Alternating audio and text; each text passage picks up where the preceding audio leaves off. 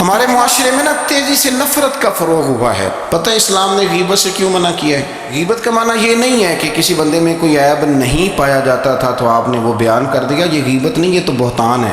کسی میں کوئی عیب نہ پایا جائے تو وہ بیان کرنا وہ غیبت نہیں، وہ تو بہتان ہے۔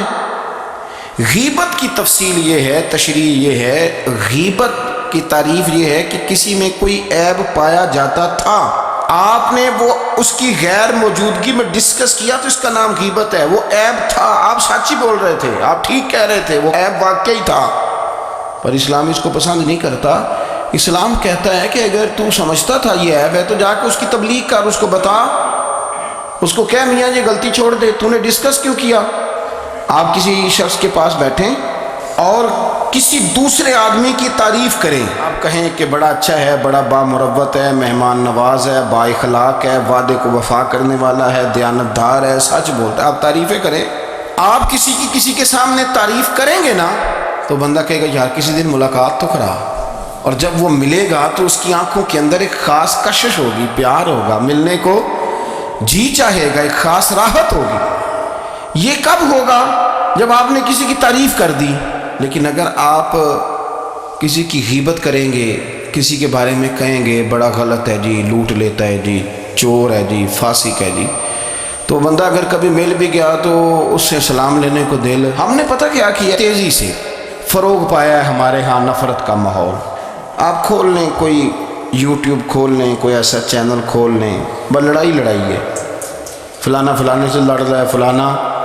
مذہبی لوگوں کی میں منت کرتا ہوں کہ خدا را دین کو اس طرح کا ماحول تو نہ آپ دیں کہ لوگ کہیں کہ ان میں کوئی شے طے ہی نہیں، فلانا فلانے کا جواب دے رہا ہے، فلانا فلانے کا، اور بازاری زبان استعمال کی جا رہی ہے۔ اور ٹھیک ہے، مسلمات جو طے تھے لوگوں نے تو ان کو بھی چھیڑنا شروع کر دیا، اور تضحیق کی جاتی ہے، لفظ اس طرح کے اختیار کیے جاتے ہیں جو ویسے ہی وزادار آدمی بولنا پسند نہیں کرتا۔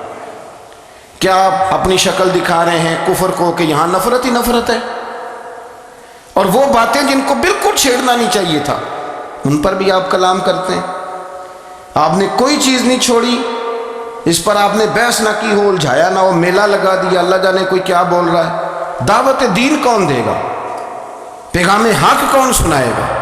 فلانا فلانے کا جواب دے رہا ہے، اور پھر وہ دوسرے کا جواب دے رہا ہے، تیسرا تیسرے پہ تبصرہ کر رہا ہے، چوتھا پانچویں پہ تبصرہ کر رہا ہے۔ یہ کب تک بات ایسے چلے؟ یہی حال سیاسی لوگوں کا ہے۔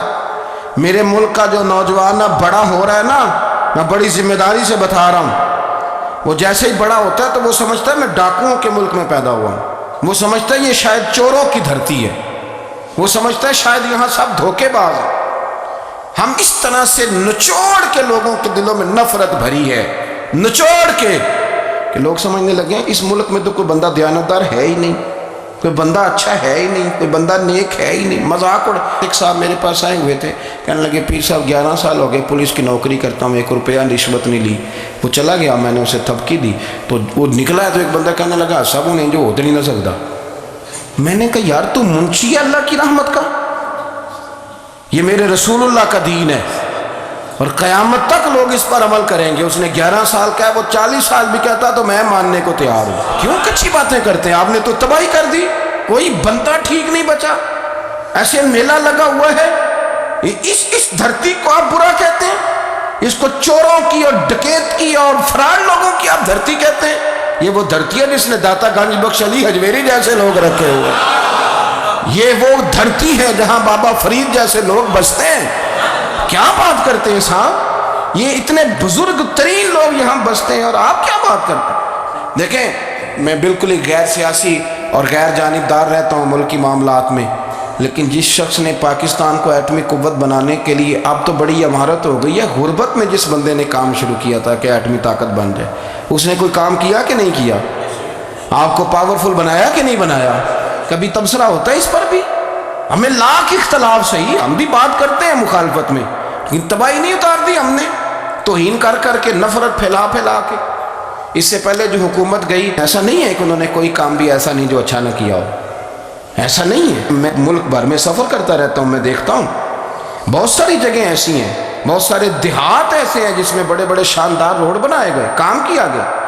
ان کی 99 خامیاں اپنی جگہ پر، خوبی کا بھی تو ذکر کریں۔ یہی حال اس گورنمنٹ کا ہو رہا ہے، لاٹھ لے کے لوگ ہیں، یہ بھی گندا وہ بھی گندا، یہ آپ کس طرح کی بات کر رہے ہیں؟ آپ نے تو ملک کو یہ نام دے دیا ہے کہ یہاں کوئی اچھا انسان بچتا ہی نہیں، مولوی ہیں تو سارے برے ہیں، پیر ہیں تو سارے برے ہیں۔ کیا بات کرتے ہیں صاحب، یہ میرے رسول اللہ کی قوم ہے، یہ نبی پاک کی امت ہے، اور حضور نے فرمایا میری امت کبھی گمراہی پر جمع نہیں ہوگی۔ یہ نہیں ہو سکتا سارے لوگ ہی غلط ہو جائیں، لیکن ہم نے تباہی اتار دی۔ جس کے ہاتھ میں اسپیکر آتا ہے وہ سب کی پگڑیاں اچھالنا ضروری سمجھتا ہے، جس کے ہاتھ میں قلم آتا ہے وہ کہتا ہے چونکہ میں لکھ رہا ہوں تو میں اکیلا ٹھیک ہوں، باقی سارے غلط ہیں۔ محبت کو فروغ دیں، پیار کریں، اخوت کا رنگ دیکھیں۔ حاتم طائی کی بیٹی مجرم بن کے آئی تھی، مجرم بن کے کلمہ نہیں پڑھتی تھی، اور اس کو سامنے کھڑے کر کے میرے نبی پاک نے فرمایا تیرا باپ کلمہ نہیں پڑھتا تھا پر اس میں عادتیں اچھی پائی جاتی تھیں، اس کی صفات ٹھیک تھیں۔ یعنی حضور تعریف کر رہے ہیں، نبی پاک تعریف، اور ہماری زبان گونگ ہو جاتی ہے تعریف کی دفعہ۔ جو میری بات مان گیا وہ بندہ ٹھیک ہے، اور جس نے میری بات نہیں مانی وہ بندہ درست ہے۔ یہ گونگ ہو جاتا ہے ہمارا مزاج۔ اپنی زندگی میں اچھے الفاظ ادا کریں۔